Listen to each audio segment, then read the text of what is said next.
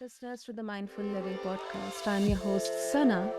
And today's episode, listeners, it might just stretch your understanding of what it really means to live in alignment. Now, sometimes healing, it doesn't look like a doctor's visit or a green juice. Sometimes, it looks like hugging a stranger, or maybe your loved one, or walking barefoot in the woods because your gut told you to. Now, we are diving deep into the powerful, often misunderstood world of intuition and how it can guide us not only toward healing, but toward our truest, most alive selves. And listeners, joining me is Melinda Lee Schmitt. She's a empowerment coach, intuitive rebel, and author of Rebel Hugger.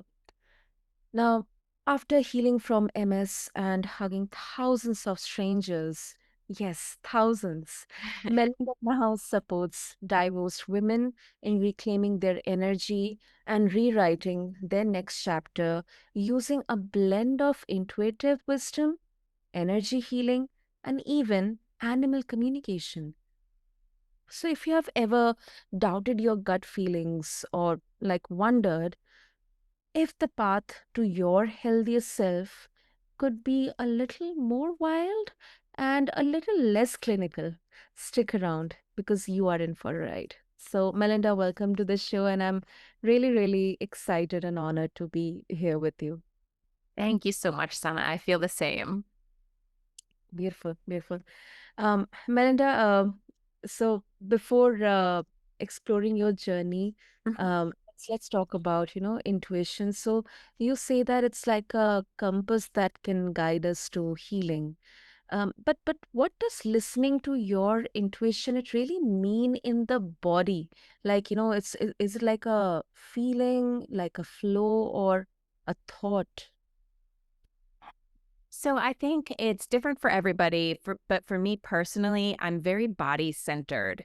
So I absolutely feel my intuition in my body, and it feels like relaxation. It feels like peace. It feels like groundedness. It feels strong. But it's a very subtle sensation. So it's definitely taken practice, really honing what that sensation is versus comfort, say. Hmm. Yeah, I agree. I agree. Yeah. And you know, uh, you have gone through MS, and I mean, how did that look for you when you were facing the diagnosis, when you came to know about it? Did you have like an intuition that something was going to happen or something like that? You mean before I was diagnosed or Correct. like at that time? Um, Yeah. I mean, when my fingertips, it started with my fingertips tingling. And as soon as that happened, yeah, there was absolutely something inside of me that was like, there is something really wrong. Like, this is not just a pinched nerve. This is not just like something simple. I knew something was really wrong. But, as we do, and as I had grown to know, Western medicine is the only type of medicine I've ever known. So Mhm. it was just an assumption that I would go to the doctor and I would get, the diagnosis. And when I did, following the doctor's orders based on how I needed to heal. Mhm. And it turned out that the medicine felt worse than the disease. So I needed a new path. Mm. Yeah, I mean, sometimes I think that realization it can like throw us off guard. But then one thing which I absolutely appreciate is that you held on to yourself and you started to probably do some research on it and figure out that apart from Western medicine, what other kind of options or channels or tools are available.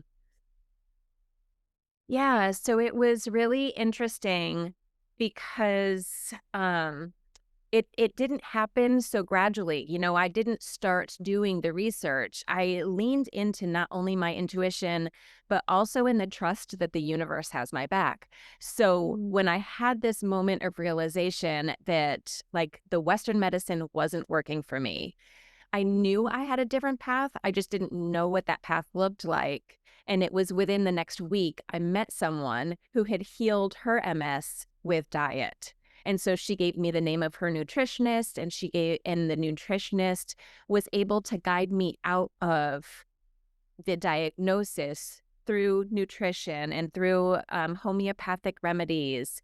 And that really began my journey of discovering what else was out there so that I could continue this practice of healing myself rather than relying on the Western medications and Western traditions. Mm. That makes sense. That makes sense. Mhm. That is really empowering, Melinda. Yeah.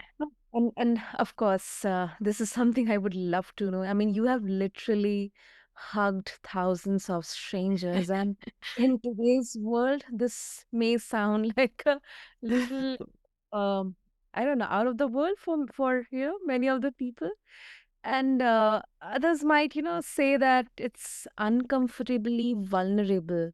Um, so what were you hoping to find or give through that experience? I mean, was there any specific moment that gave you the signal or hint? That was something that I should do. Yeah. Yeah. So, I was looking for purpose in my life. I was kind of floundering. I was a stay-at-home mom, and that was amazing, and I loved it, but I wanted a little more. And so I was thinking about different blogs that I might be able to write, and it was my intuition that spoke up and was like, when I was kind of thinking about what it is that I love to do, my intuition was like, well, you love to love. And I was like, great. Well, what can I do with that? um, and that's when the idea kind of came through me. It didn't come from me. It kind of came through me of this idea that I could go out for an entire year for 365 days and hug everyone I encountered. And it really came from the desire to, one, feel a little more connected to the people around me, but also to feel like I'm sharing my love with others in the world. Because part of me thought, like, I love hugs. I know I'm missing hugs because I had moved from one state to another and I didn't know as many people. And I was like, if I'm missing that, maybe other people need that too.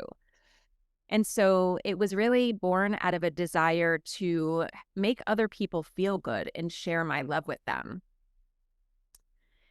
The really interesting thing that I write mostly about in my book is the fact that at the end of the year, I actually felt more lost, alone, and depressed than ever. Mm. Yeah, and I think this also sends a beautiful message about, community, that shared Yeah. experience and shared feelings, which is becoming more and more relevant, especially in, post-pandemic. Yeah. Um, because, you know, most of us, we are now either battling loneliness or kind of a detachment from, the um, love and attachment, with our neighbors or people around us or with the communities. Uh, so I think this also kind of brings that concept into limelight. Yeah. Hmm. Yeah, for sure. And it was through the pandemic that I was writing my memoir and really came to understand what that loneliness was about and why I had felt it. And that it really came down to a disconnection with myself and the need to really love myself.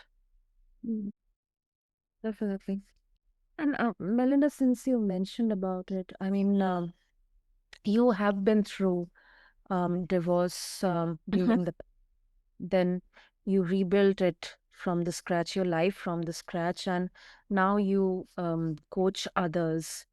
Now, many of our listeners, including me as well, I'll be very, very, frank. In fact, right after pandemic, there have been certain events, of course, that includes a layoff, a sudden layoff, and then couple of events around there. And we have had our seasons of starting over. So where do you begin when, the gut feeling is like, silence, or it's like, everything is just crumbling over me. Let me just sleep through it, or let me just be still. I don't want to even think about it. Yeah. Those are the really tough moments, but also I feel like those are the most transformational moments. And the most frustrating and honest answer I can give is that those are the moments to surrender, to recognize that in those moments there, when we're not hearing the intuition, when we're not feeling like there's anything that we can do in that moment, it's because we're being called to surrender to what is, which isn't always easy. It is not. It is not. Especially if, all the things, all the changes, they're happening together. hmm Goodness, that's that's like a pressure cooker inside our minds. Yeah. And I think that that's the power of the surrender because, we have the opportunity to just let that pressure cooker build. And what I found is for me and really my clients and my friends, there's this moment, and we would call it this moment of like the volcano's about to erupt moment. There's this moment where it just feels like everything inside of us is just going to burst and like we're going to die almost. Like it feels so extreme. And the more I've surrendered into those moments and recognized them for what they are, there's belief systems and belief structures that are dying off. So there is this death that's happening inside of us.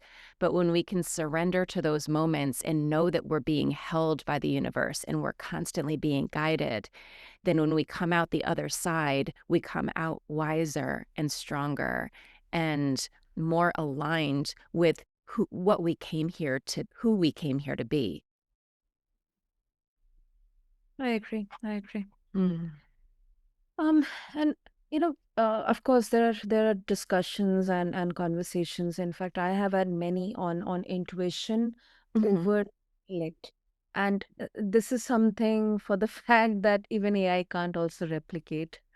So, do you ever think, Melinda, that intuition can be misleading?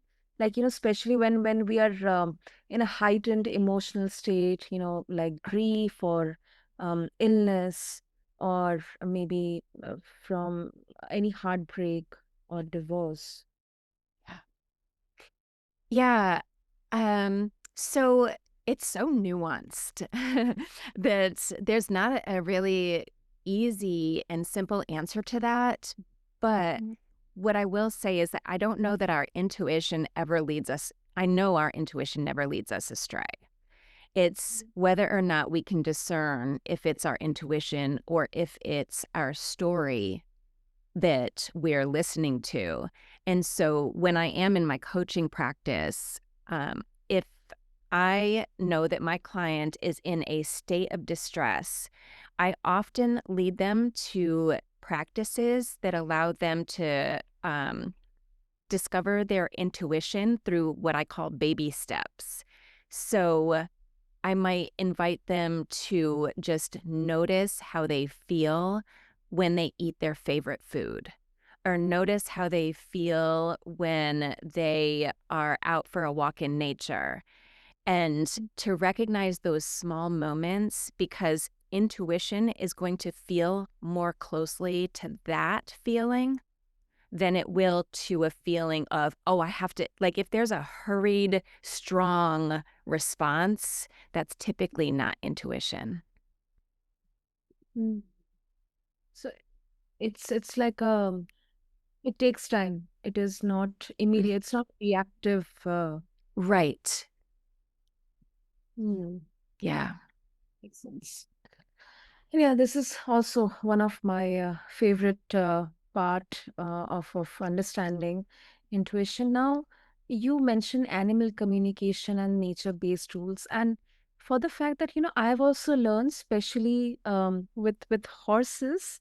In Yeah. fact, now it's coming in the mainstream that horses, they have this innate capability, or it's somehow in them, gifted in them, that they can sense whether if we are communicating them um uh, with complete vulnerability, or we are Uh-huh. hiding some kind of pain or grief within us. Yeah. They can sense that. And that's such a beautiful relationship connection between animals and humans, in fact nature as well, whether it's water or forests or trees or plants. So for skeptics, how do you respond when someone says, oh my goodness, that's all woo woo, it's not very. I mean, first I would say I used to think the same thing. um, and one of the stories that I really love sharing was this moment where I was in Montana. I was in the mountains, and I hadn't been horseback riding in maybe 20 years. And I felt really afraid. And I had been Listen, up until that point in my life, every time I went to go like pet a horse or say hi to like a dog or even a cat, a lot of times they would pull away from me and I couldn't understand it because like I love animals. Animals are everything. And I would get like so hurt by it. And I'm like, I don't understand what's going on. And I had heard what you just said about how animals can see beyond what we're presenting.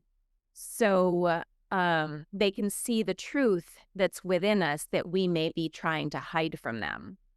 So I realized that I wasn't being authentic in my own life. And so here I am at this ranch and I'm about to go horseback riding in the mountains and I was really scared.